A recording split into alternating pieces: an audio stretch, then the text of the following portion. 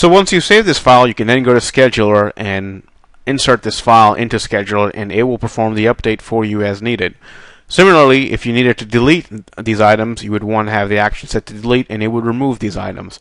Remember, for updates and deletes, you don't require as many fields. For inserts, you do require the minimum fields as specified by the insert option in ASP.NET Storefront Commander. So make sure when you're creating your CSV file, you have these fields at a minimum. Once you've saved your file, it's now time to schedule that file to be imported into your website so that you see the changes. Unlike the Export tab, there is no Import or Process tab or button inside the Sample Import tab. You will have to go to the Scheduler to schedule that job to begin. Go to the Scheduler, select Schedule Product Import. Even though it says Import, this will also handle updates and deletes. In this case, then browse to the file that you're wanting to have updated, select it, and then select an interval that you'd like to have this process run.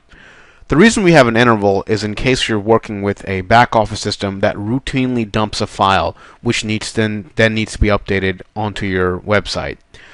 By scheduling a task, you can have the commander look for a certain file and process that at the interval that you specify. So for example, if you have a back office system that spits out an inventory and price update every 30 minutes, you'd set the interval at 30 minutes and the commander would look for an updated file every 30 minutes. But in our case, since we just need that file to process one time, we'll set the interval to 1 minute, save the schedule settings, and then hit Start Schedule Task. Once you hit Start, you'll see in the schedule status that the schedule task has been started. In this case, it's probably going to take about 1 minute to process this file. For the purposes of the tutorial, we'll actually speed that up. You'll notice if the commander has problems accessing the file, you will display an error that the commander can't access the file. This usually happens if you have the file open in Excel while the commander is trying to access it. So one thing to make sure is before you run Commander, make sure you close the file in Excel or OpenOffice or whatever CSV program you're using. If you don't, Commander will give you an error saying it can't access the file and you won't be able to process the file. When the file actually does begin processing, the Commander will update the system status, letting you know that the scheduled task has been started.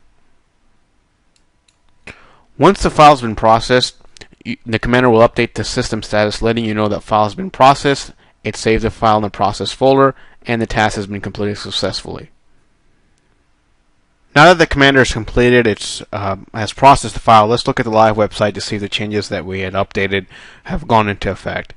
Before you do this, make sure you log on to your admin and hit Reset Cache, because sometimes changes made to the website will not be visible unless the Reset Cache button is hit. Once you've done this, you can go back to your website and see that we now have a test category as well as a test section. If we go in the test category, we'll see that the items that we've mapped to the test category are now belonging to test category. These items will no longer show up in the video game and other sections that they were probably earlier, as they have now been updated to a new department and category. Also remember, if you needed to map it to multiple categories, you can specify multiple categories by separating them with a semicolon. If we go into the admin, we can also probably see if the inventory has been updated properly or not. So let's find the ID for the PlayStation 3 product, and let's go and click on there and go to variants. You'll see that the inventory is 50 and earlier was 13 and 14, so both inventory and the category and section update has been completed. Another thing that you can use to make sure that your updates, inserts, deletes have processed successfully is look in your logs folder. This is set up when you are in your configuration tab to decide where you want to store an ASP.NET Storefront log. In our case, we chose a default path, so it's stored in the C/logs folder. Inside here, you can see the latest file that was done, and you can click on it to see what the ASP.NET Storefront status is. The log file basically displays the results of the WSI. These are results coming directly back from the web service interface, and we store them for you to diagnose later if you do have problems. A status of OK means the process was completed correctly. A status of error means that that particular record or file was not processed correctly. You'll occasionally get random errors simply because of transmission issues that you're working on the internet. Sometimes all data isn't transferred properly to the web service interface, and it can return back an error saying invalid characters or invalid request. So if that happens, just process your file over again, and more likely it'll go and work properly the second time. Once your file has been processed, ASP.NET Storefront Commander will move the file over to the process folder. This folder serves as a repository for your records in case you want to see what you originally had specified in the CSV file. Please note that after Commander runs, it moves the file from its original location into the process folder. So be sure to make sure you have proper administrator rights when logged on, or the account that ASP.NET Storefront Commander is using.